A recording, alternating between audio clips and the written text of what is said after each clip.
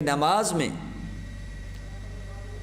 وسوسے آتے ہیں، ان کا علاج کیا ہے؟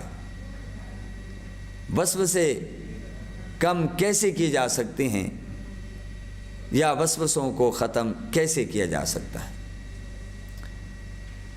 تو اس سلسلے میں عرض یہ ہے کہ نماز شروع کرنے سے پہلے 3 مرتبہ لا حول ولا قوت الا باللہ العلی العظیم پڑھ کر اپنے سینے کی طرف تھوک دیں، یعنی تھوکنے کی صورت بنائیں، اور اس سے بھی خیالات میں کمی آئے گی۔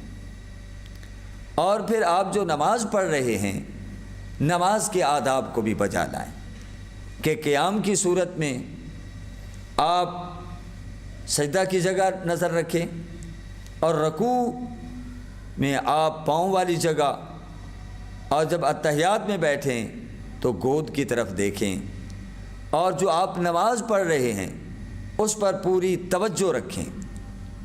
آپ الحمدللہ رب العالمین پڑھ رہے ہیں تو اس کے معانی اور مطالب پر نظر رکھیں، تو آپ کی توجہ نہیں بٹے گی اور نماز سے بھی توجہ نہیں ہٹے گی۔ اور حدیث پاک میں آتا ہے، بخاری شریف میں، ان تعبد اللہ کأنک تراہ، اپنے رب کی یوں عبادت کرو گویا کہ تم اسے دیکھ رہے ہو۔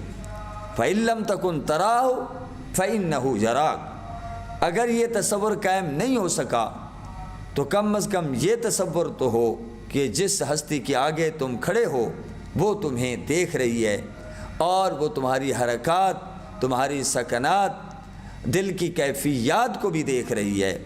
تو جب ان تصورات میں گم ہو کر ہم نماز پڑھیں گے تو الحمدللہ وسوسے کم ہوتے جائیں گے۔ ایک دن آپ وسوسوں پر کنٹرول کر لیں گے۔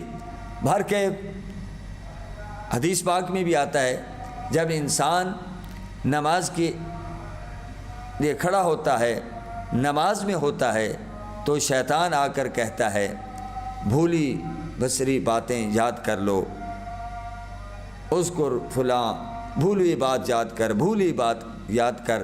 تو ظاہر ادھر سے وسوسے آتے ہیں، تو وسوسوں پر کنٹرول کرنے کے لیے آپ نماز سے پہلے جو میں نے عرض کیا، لا حول ولا قوت الا باللہ العلی العظیم 3 دفعہ پڑھ کر اپنے سینے پر پھونک ماریں، تو اعوذ باللہ من الشیطان الرجیم بھی پڑھ لیں۔